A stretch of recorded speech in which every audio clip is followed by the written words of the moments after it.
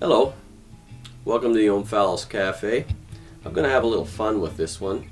I mean, it's not every day that a guy gets to call into question 1,000 or 1,500 years of scholarship and learning. That's what we're going to try and do today. But it also comes with a bit of a warning because, excuse me, the things I'm trying to say are going to strike at the very cornerstones of Western civilization, and as such, it kind of strikes at our ideas of who we are and our identity and where we've come from. So before we get going, I'd just like to say I don't mean to offend anybody or anybody's belief system.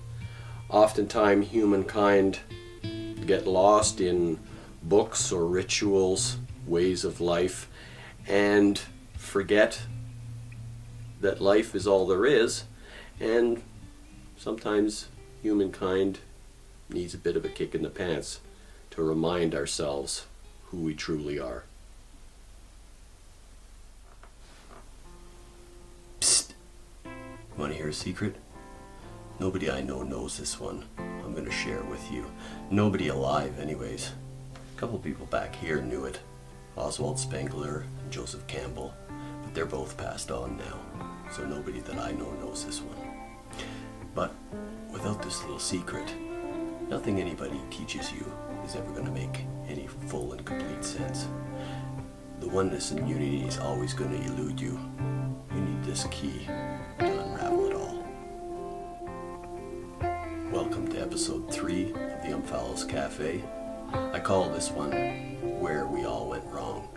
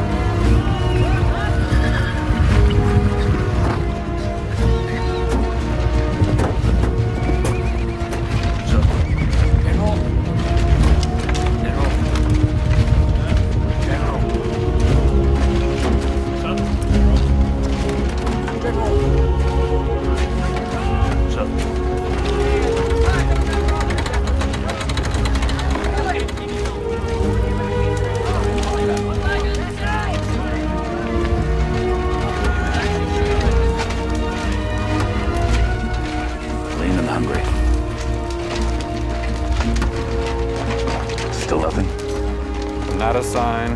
How long has he been gone? Nearly 2 hours. Will they fight, sir? We shall know soon enough. Soldier! I ordered you to move those catapults forward. They're out of range. Range is good.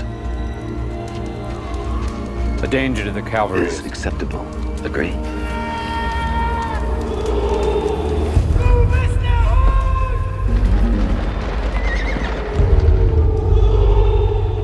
They say no.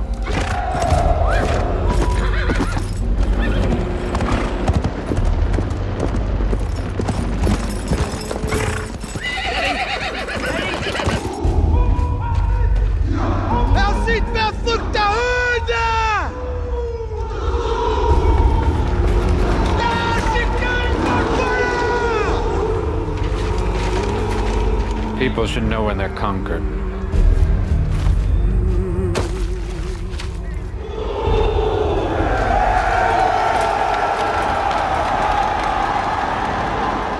Would you, Quintus? Would I?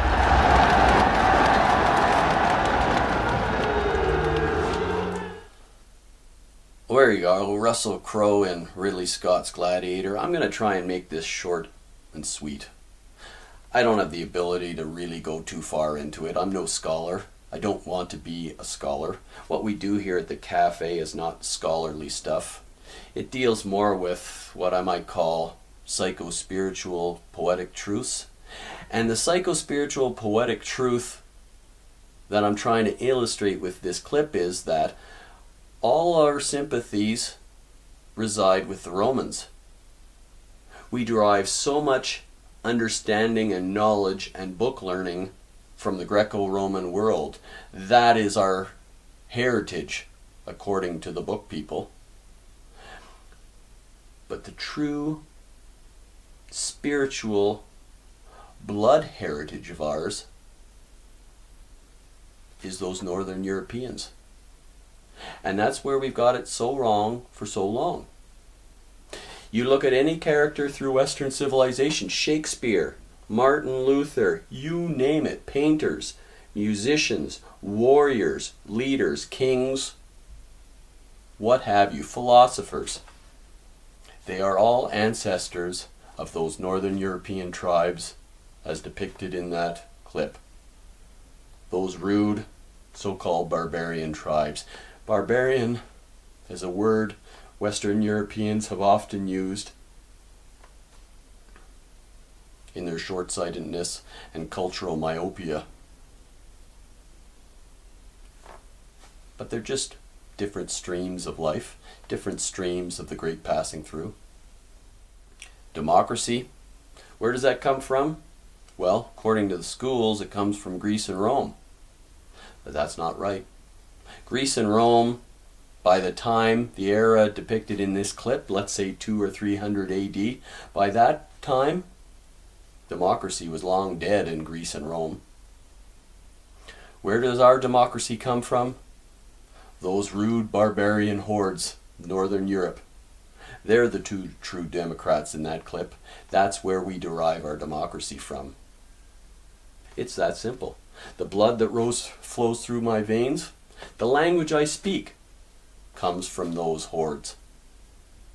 Everything that Western civilization has created, from the cathedrals, the great works of music, Shakespearean plays, the great philosophies, all of our sciences, our mapping of the world, all the efforts, all the flowering of Western civilization resides in their breasts, in the hearts of those Germanic hordes. And I've got one last point to make here. This one's a tough one. The roots of Christianity. Christianity came from that Roman world. Christianity met the needs of a dying Roman world. But it's never sat well with us Northern Europeans. It was imposed on us by force, but it never sat well. Every time a Northern European opened his mouth, even to promote Christianity, he ran afoul of those in Rome. Because what was in his breast and in his soul was not what was imposed on him from without. Excuse me. That's the reason why at my blog at omphaloscafe.com I had my character Zenon read, quote, "Christianity was a foreign body lying upon the soul and the soil of Northern Europe. It was a foreign body, derived from that dying Roman world. If we could truly know what was our spirituality, if we could reconnect with that spirituality that was largely stamped out, we go a long way toward reintegrating ourselves." Last little picture I'm using here. It's the best illustration I know of what went on, of the imposition of Christianity on a peoples that didn't know Christ and couldn't even conceive of Christ in the Roman Catholic sense of it, the sufferer. They had a completely other myth and ritual, one largely lost to us now. I mean, it's all around us in shards and in pieces.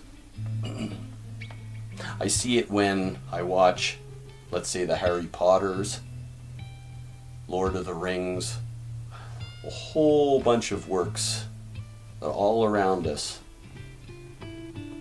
Shards of a past lost to us. I mean, who else is Dumbledore but one of those bearded barbarians from the forests? Ah, boy. A topic bigger than I'm capable of sharing with you. But, to my thinking, if we don't tap into who we truly are and where we've come from, and the various influences that have worked themselves on us, how are we to move forward? How are we to genuinely leave the closed circles that our past has formed for us?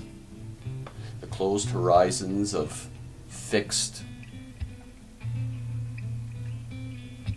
religions, and transcend those religions. Anyway, I'm going to leave off right there. Thanks for watching if you still are. This stuff is not for everybody. But perhaps it's for somebody. We'll see you next time. Thanks.